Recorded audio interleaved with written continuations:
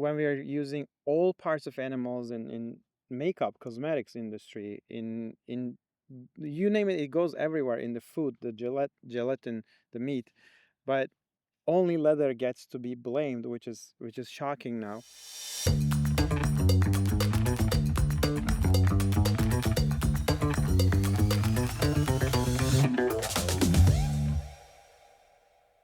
Welcome to the episode 7 of Leathertainment podcast on the go, and we are still in the farm here in Netherlands. This time we're gonna talk about the animal welfare and ethical concerns in leather industry. Yeah, we Rory? couldn't have chosen a better place because this is an organic farm. Absolutely. This is a great way to illustrate what animal farming can be, to have happy animals with a good life, which is all of us consciously want if we have a choice.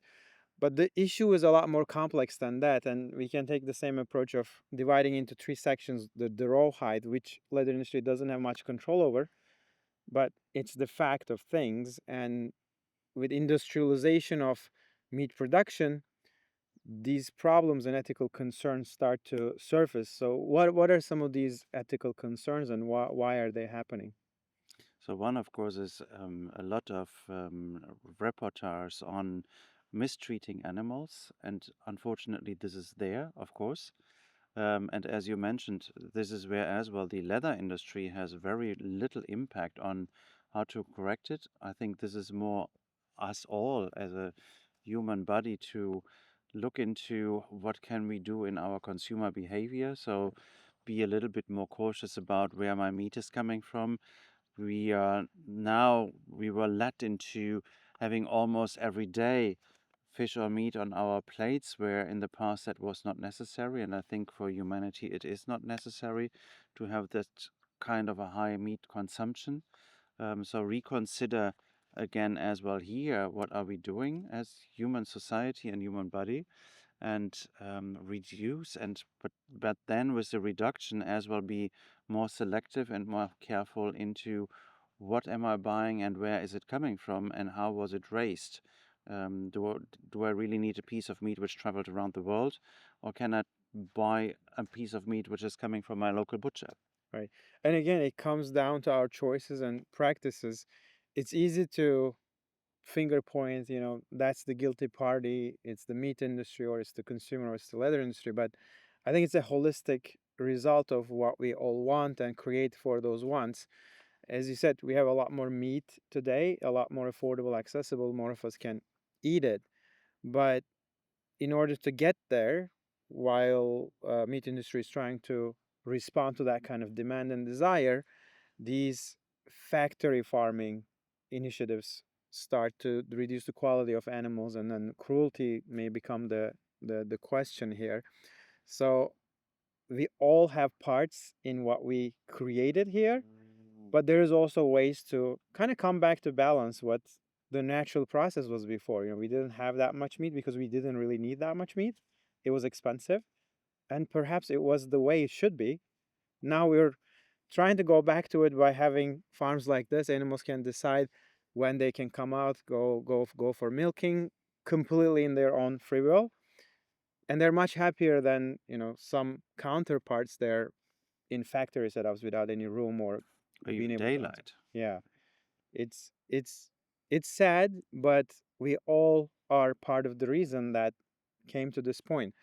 You think there will be uh, improvements in the near future, animal welfare and the way animals are treated in the farming practices, even though this is outside of leather industry's control?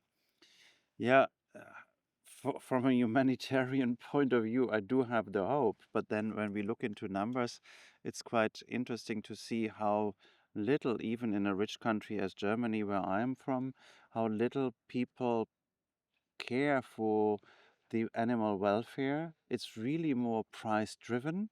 And that scares me. And Mhm. the question is, how much initiatives and how much farmers have a success if they decide we go for organic, or we give the animal the five freedoms that they can have access to all what they need, and that they have a stressless life, and they can choose, as you just mentioned before. Here, the cows can choose when they want to go in and when they want to go out, and when they are ready to get milked. And um, so it feels very natural and very organic here. Right. But then there are other areas where it's not that case. And unfortunately, the consumer for the moment is taking the choice in the supermarket and saying, I want it cheap, and I want it even cheaper. So that doesn't give the margin to those kind of farmers who have maybe a regenerative farming approach, or where they treat animal from a different perspective. Demeter farming is very much as well in balance with the farming and the understanding that animals are a crucial part of the ecosystem because they fertilize the ground, and they help that plants can grow richer, and so that those farmers don't need pesticides or don't need artificial fertilizer. So it all plays hand in hand, and these kind of farmings are more expensive, and that is probably again where then we have this separation of the society into the people who can afford it and to the people who unfortunately then need to go into the supermarket. What we see now is that as well, big supermarket chains are introducing bigger and bigger variety of organic farmed products to their consumers. So, but then I don't know how much do those supermarkets screw those farmers in the sense of price sensitivity, Right. and can the farmers really do best practice, Mm. or are they starting somewhere hidden to do something that we are not aware of, but just to be able to supply into this direction? Yeah, it's a good point. It again drops a good amount of homework or responsibility to consumers, to us. We see a lot of labels coming into this level of the market as well, grass-fed beef or organic beef. I don't really know what that exactly means. Like when I hear grass-fed beef, this is what I'm imagining. The cow is in the natural area and live grass they're eating. But we were discussing a little before this episode, and that could be the grass from last year, which is the hay, in a closed environment. Maybe that's also technically considered qualify for this kind of label. I think um, in the business sense, we are very creative of coming up with these names that beautifully pictured in our imagination when we see it on the packaging, but sometimes the reality is not completely translating the same thing. It goes hand in hand whenever we see these kind of claims in the packaging of the meat or products. We really try to understand, go next step, like what really is happening, how these cows are raised, and are they really happy or not. But I want to bring it back to one aspect which is very falsely pictured in consumers' behavior or affecting consumers' behavior. Some animal rights movements, organizations running campaigns showing, we heard it from Daniela, our friend, um, talking about this poster with a cow with baby calf, and it says, don't use leather.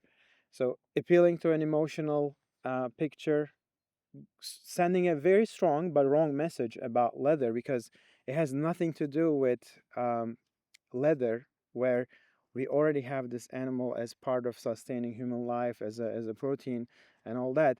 I think the story is much deeper than that, and we need to do this in the most respectful way to the life of the animal and the conditions they grow, and we need to tell the story. So what can we do to make people aware of this concept that are pictured in a very wrong way?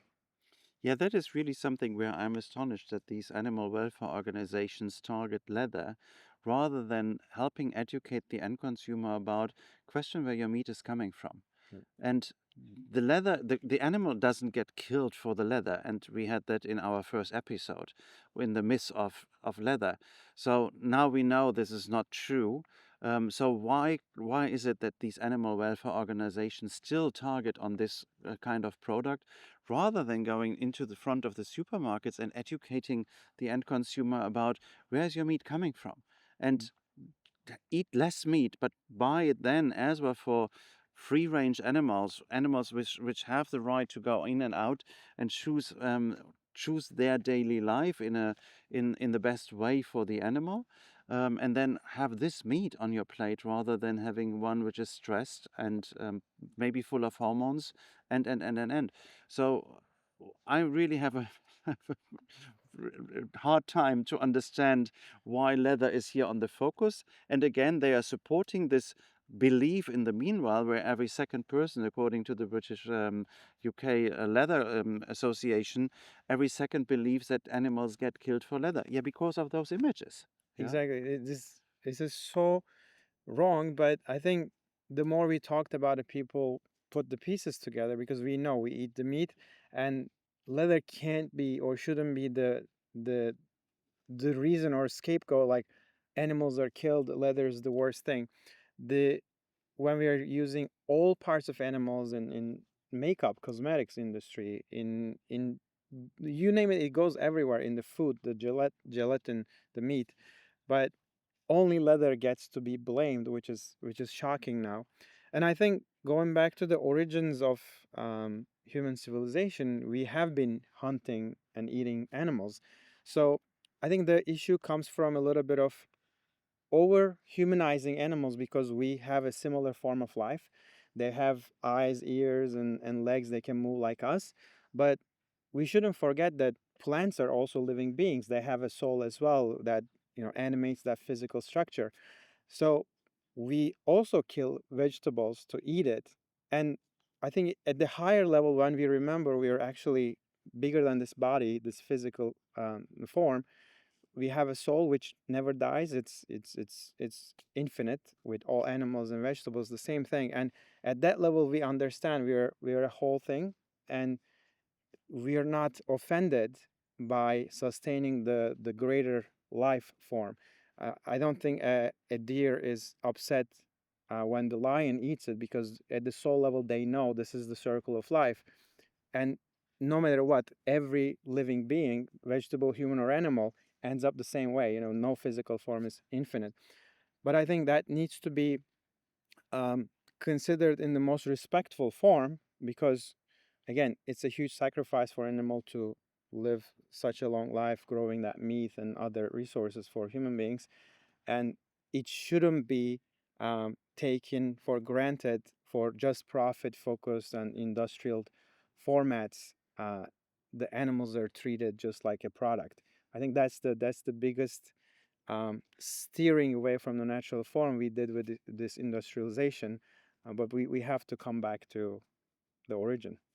Yeah, and then as well, I mean, as we grow those animals for our own nutrition chain, um, it is a question of respect to use 100% of the animal, as you just mentioned. And we forget this. Now we replaced very often these hides by alternative materials, and we throw them just in the landfill where they cause a different problem. Now it would be better to use those hides, and I think that is as well something where we, from a human perspective, we need to look into, can we afford it? To say, you're coming from, we had this discussion before, deforestation issues. Yes, and we are all sensitive to this topic. But now we are saying that this animal is a bad animal because it grew up there, and now I'm not allowed to use a hide anymore, which creates this other problem in the environment, rather than saying, okay, what can we do as a human body so that we can stop this deforestation? I mean, the world does not own Brazil, but we play as if we are the owners and if we are entitled to tell them what to do with their own land. The challenge is that unfortunately this is the lung of our planet, at least as we perceive it, and it is, yes, in a human collective understanding and approach to say, what can we do together so that we can stop this deforestation, and it's not by putting a deforestation law out there. Right. It's more like changing our conscious or our perception as consumers and business owners to be respectful to the nature, to the animals that we grow, and we make a living off of, either form of protein or profit. So I think there are initiatives definitely pushing things and people and corporations this way. And in the experimental sense, I know that animals that are treated well had a happy life, had a unstressful harvesting process of the meat, produce higher quality meat, produce higher quality leather, which leather industry is all about, but they cannot control it. What can you share about that result of treating animals respectfully, giving much better products at the end as well? So that is as well an observation, a feedback that we get from the leather industry is that the quality of the hides coming now into tanneries is inferior to 10, 20 years ago. And it can be questioned, like, what is the reason that the leather quality is inferior? Does it have to do with the nutrition of the animals? How we treat them? Is it the stress level that they go through? What is causing these quality instabilities in leather that we observe now from a tannery perspective, where not as many hides can be used for the best quality as it was in the past? So it's a question that I have no answer yet to, and it will be interesting to observe as well. Maybe we follow these guys here. What kind of leather quality can we find with those cows as they lived in an organic way, and they are very well treated. We were able to observe this the last 2 days here on this farm, and it's just unbelievable what kind of life they have here and how respectfully they are treated. Absolutely, how close to their natural environment this is. I think we all know and understand this is the way to be, but again, it comes down to it's expensive. It produces an expensive meat, expensive milk, but as we consumers understand and accept this format, I think we're more okay to going back to the balance and natural way of doing things. So maybe we can go on to the next level, which is the leather production, the ethical concerns in the leather production. I believe it's different than the rawhide and animal welfare side. What ethical concerns come to mind when we consider the leather production side, the tannery industry? Yeah, and I think this is for many other industries the same. We have the transparent production sites, which are very proud of what they do, and then we have the shadow production site, I would call it, where there are non-ethical behaviors, where there might be child labor involved, where the environment is not taken as much care of, where as well workers are not having the protective gear that they should have, like glasses, protective glasses or gloves or whatever is needed when they come into contact with either chemicals or the skins as such. And I think there is a big difference in what is visible and what is not visible. Unfortunately, the shadow side gets more visibility Right. by reportage and documentaries rather than all those tanneries who do good. And again, we repeat ourselves by mentioning Leather Working Group. Yeah. This is an NGO doing audits on behalf of us as a human society, going into tanneries, and you go through a full audit, and everything is monitored and looked into. ESG reporting is now a new topic coming into place in Europe, and that will as well enhance practices so that you need to become more transparent in what you do. So I think there are things on the right way. We have the Green Deal coming into place with Europe. I'm a little bit concerned that now with political changes around the world, the Green Deal might be softened, whereas it was on a very good way to really make a change Mhm. in all our approach to production as well. And yeah, we see what's going to happen. Yeah, this is as it comes down to the price point and profit chasing aspect of our system today. As we travel for leather, we have seen those plants and tanneries that are, not putting the artisan's life or safety in the forefront or the environment's health in the forefront. But if you're getting your leather from a tannery that is, in Europe, in US or in China, they are subject to much more regulation. You can't really do some of the practices if they let alone they may have done.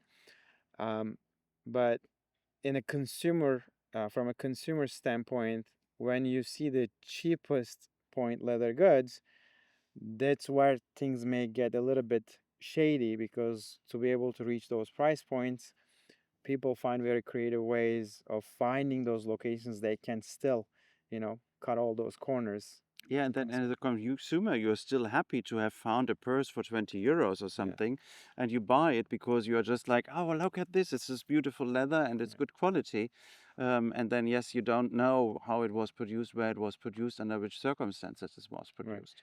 I think that's But why. it doesn't say necessarily that if you buy a purse for 500 euros, that it was built or done in better Or circumstances. Huh? 2000, we just had an issue last year. It was huge. One of the, well, some of the highest end luxury brands were involved in a scandal like this in Italy. I'm sure you've heard of.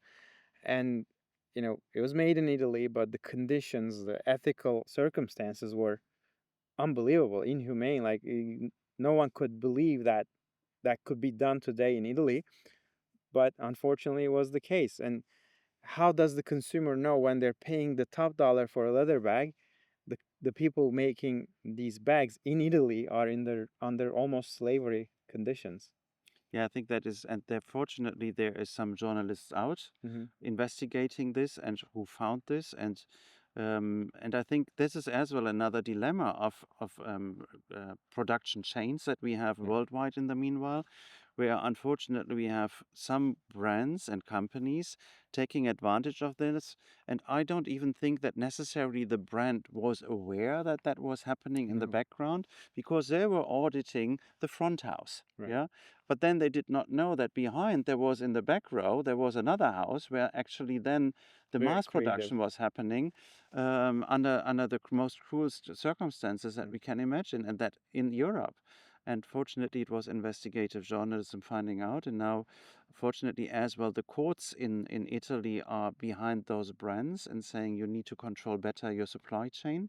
And it's really necessary. And I think, I mean, it can happen to all of us True. because you can only do check as much as you can check and then believe what you see It's true. is everything, Right.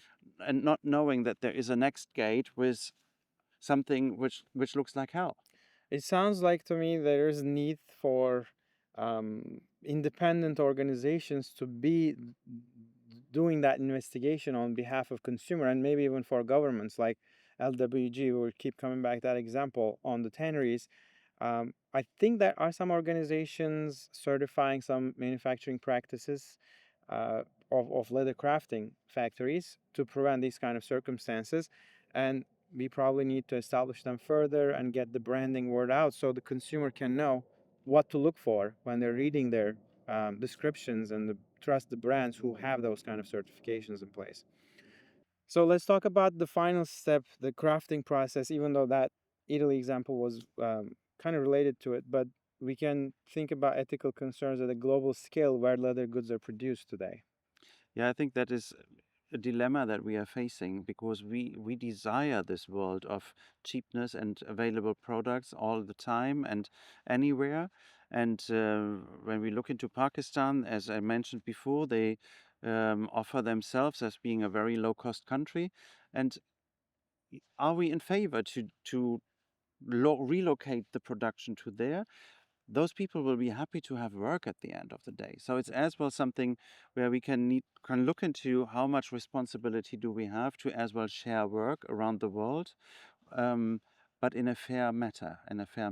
Yeah, very measured way, because 125 euros a month might sound insanely crazy low to us, but that could be the life standards for the country. And what if they don't even have that work? Like, it's $0 in that case. So it's a double-edged sword, but we need to, I think, spread this wealth and abundance in a very conscious and humane way possible.